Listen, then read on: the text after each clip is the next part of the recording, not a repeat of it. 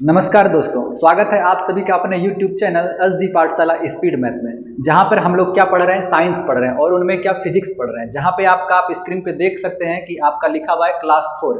इसका मतलब क्या है क्लास 4 का? इसका मतलब है कि 3 क्लास ऑलरेडी हो चुका है। ठीक है, जहाँ पे हम लोग आज चौथे क्लास को पढ़ने वाले हैं। ठीक है, अगर आप लोग प्रीवियस क्लास नहीं देखे हैं तो उस क्लास को देखिए, उनके बाद इस क्लास पर आइए, या फिर आप कंटिन्यू इसी क्लास पे बने रहिए, उनको बाद में देखिएगा, फिर भी आपको बेहतर ढंग से समझ में आएगा। हम एक्सप्लेन करेंगे आपको। तो ठीक है, तो चलिए हम लोग शुरू करते हैं। वो टॉपिक क्या है देखते हैं। तो हमारा जो टॉपिक चल रहा है वो क्या चल रहा है, यूनिट एंड मेजरमेंट। ठीक है, यूनिट एंड मेजरमेंट, और उसी में जो है मोशन भी चल रहा है। दोनों साथ है, कंबाइंड है, क्योंकि उसमें कुछ कुछ ऐसे पॉइंट्स होते हैं जो कि मोशन से भी रिलेटेड है और कुछ यूनिट एंड मेजरमेंट से भी है। ठीक है ना, तो दोनों को हम लोग क्या कर रहे हैं, साथ में ही कंटिन्यू कर रहे हैं। ठीक है, तो ये बात समझ में आ गई आप लोगों को। तो चलिए हम लोग देखते हैं। जैसे देखिए, कुछ कुछ ऐसे पॉइंट्स थे जो कि छूट चुके थे पिछले क्लास में, छूटे थे नहीं थे, सोचे थे उनको एक जगह पे जो सीक्वेंस के हिसाब से पॉइंट वाइज हम लेकर के आएंगे। ठीक है ना, तो उसी को लेकर के आज के वीडियो में मैं आया हुआ हूँ। ठीक है, तो चलिए देखते हैं। जैसे कि आपका देखिए मोशन है और यूनिट एंड मेजरमेंट है, उसमें से आपका कुछ पॉइंट्स था जो था आपका देखिए, एक ये मैंने आपको बता दिया है कि एक प्रकाश वर्ष बराबर कितना होता है। ठीक है ना, फिर भी आज देखिए एक बार समझ लीजिए, एक प्रकाश वर्ष बराबर कितना होता है, 9.46 इंटू 10⁻15 मीटर। ठीक है, ये तो हम लोग याद कर लेते हैं कि हाँ, एक प्रकाश वर्ष बराबर 9.46 इंटू 10⁻15 होता है। आखिर ये होता क्यों है, इसके बारे में हम लोग उतना नहीं सोचते हैं। ठीक है, तो लेकिन हम क्या किए हैं, आज उसी को अच्छे से डिराइव करके लेकर के आए हैं कि ये आखिर इतना होता क्यों है। ठीक है, तो चलिए उसी को समझेंगे।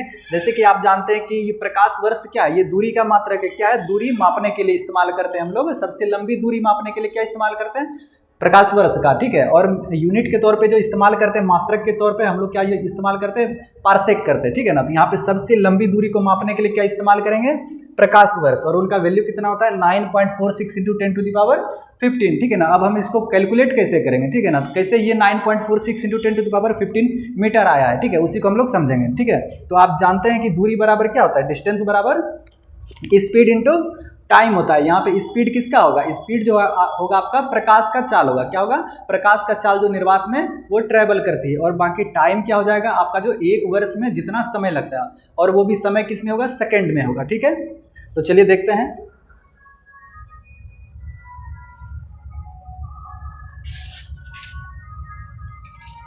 ठीक है, तो चलिए स्पीड इंटू क्या था आपका, sorry, distance equal to speed into time. ठीक है, तो यहाँ पे आपका देखिए सी क्या बताता है, सी बताता है निर्वात में प्रकाश की चाल। क्या, निर्वात में प्रकाश की चाल, और वो कितना होता है, 3 इंटू 10⁸ मीटर प्रति सेकेंड होता है, मतलब 3 लाख मीटर प्रति सेकेंड। ठीक है, आपका ये निर्वात में चाल हो गया, और प्लस में आपका एक साल में कितना टाइम होता है, उसी को एक टाइम को कैलकुलेट यहाँ पे किए। एक साल में कितना दिन हो गया आपका, 365 दिन हो गया।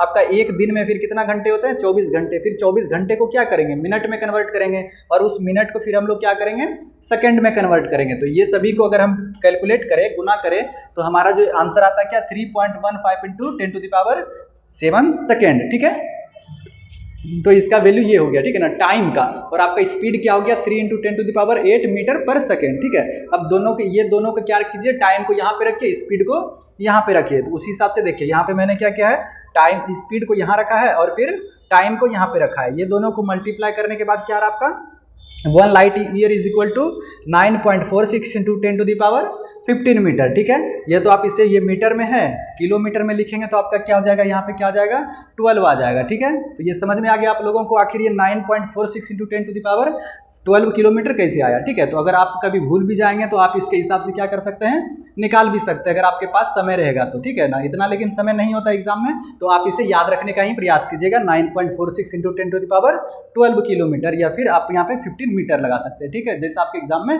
पूछा जाए उस हिसाब से आपको आंसर टिक करना है। ठीक है, चलिए अब हम लोग बढ़ते हैं आगे।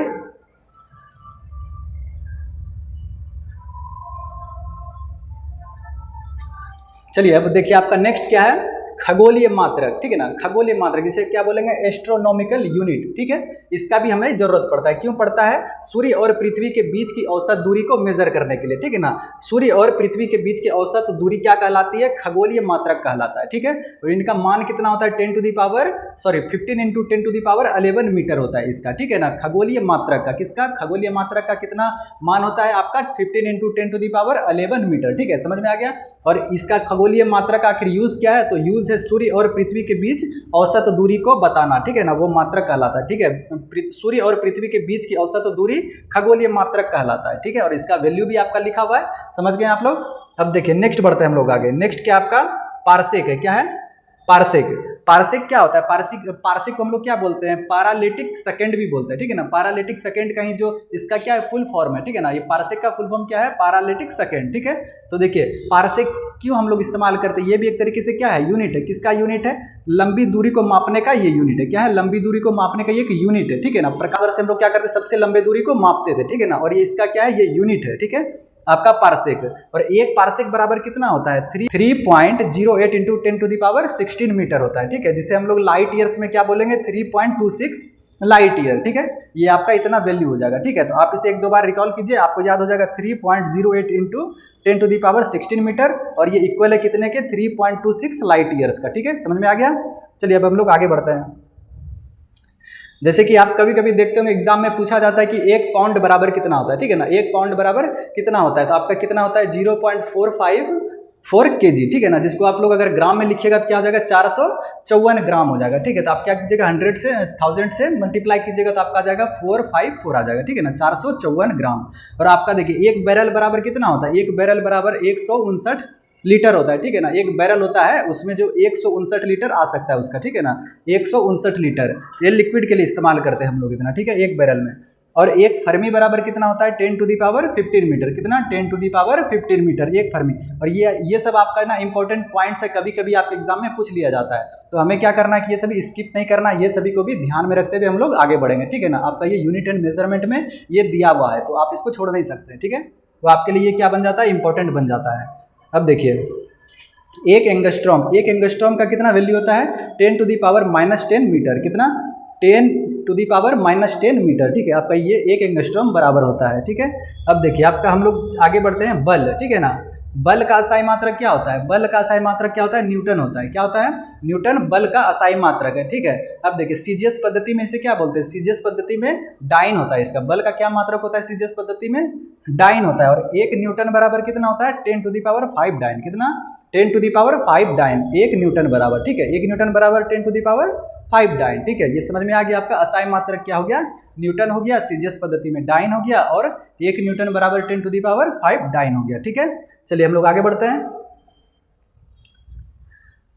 अब देखिए कार्य का असाई मात्रक क्या होता है, कार्य का असाई मात्रक क्या होता है, जूल होता है। क्या होता है, जूल होता है। कार्य का असाई मात्रक जूल। और इसी को अगर सीजीएस पद्धति में पूछा जाए तो आप क्या बताइएगा, अर्ग होता है। क्या होता है, सीजीएस पद्धति में मात्रक अर्ग होता है। और एक जूल बराबर कितना होता है, 10⁻7 अर्ग, कितना 10⁻7 अर्ग, ठीक है।